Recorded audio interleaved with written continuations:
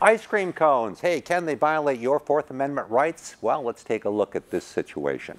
In Halifax, Virginia, you had a very active, proactive police force that wanted to improve the relationships between police and the everyday citizens. As we know, there's been lots of instances occurring in the country with regard to police force, use of force, and a number of protests that have developed. Well, in Halifax, Virginia, the police department wanted to try and improve basically the relationship it had with everyday people.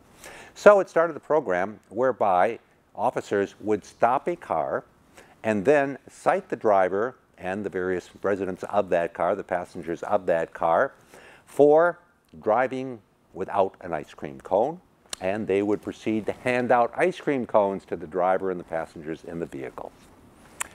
Okay, well, it seems like a pretty simple thing. Up jumps Orin Kerr. Orin Kerr is a professor at George Washington Law School. And Orin Kerr, as a professor, said, well, let's take a look at this. Let's take a look at this. And what happens when you have a police car pull over a vehicle? Well, basically, that's a seizure of that vehicle, because now the owner of that vehicle, the driver of that vehicle, whomever is in control of that vehicle, cannot drive away. They have to pay attention to and adhere to the directive of the police officer. And the police officer has seized that vehicle for all intents and purposes. And you know what? Unless that officer has probable cause to stop that vehicle, that stopping of the vehicle is an unconstitutional seizure of property and therefore is unlawful.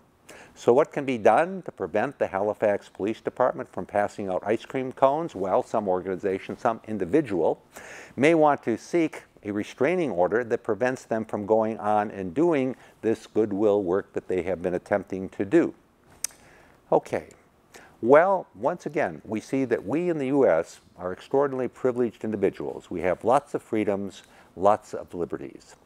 And in this instance, we see whereby some act of goodwill, in fact, does violate your Fourth Amendment rights against unreasonable search and seizure.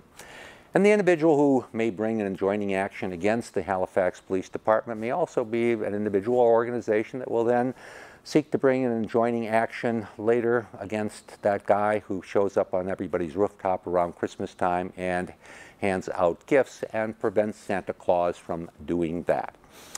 You know, while we have all of these rights, all of these various protections, to paraphrase Mark Twain, America is a place where you have the right to say anything, and most Americans have the good sense not to. I'm David Allen. We bring you this case, so we bring you cases every week so you understand how the law works.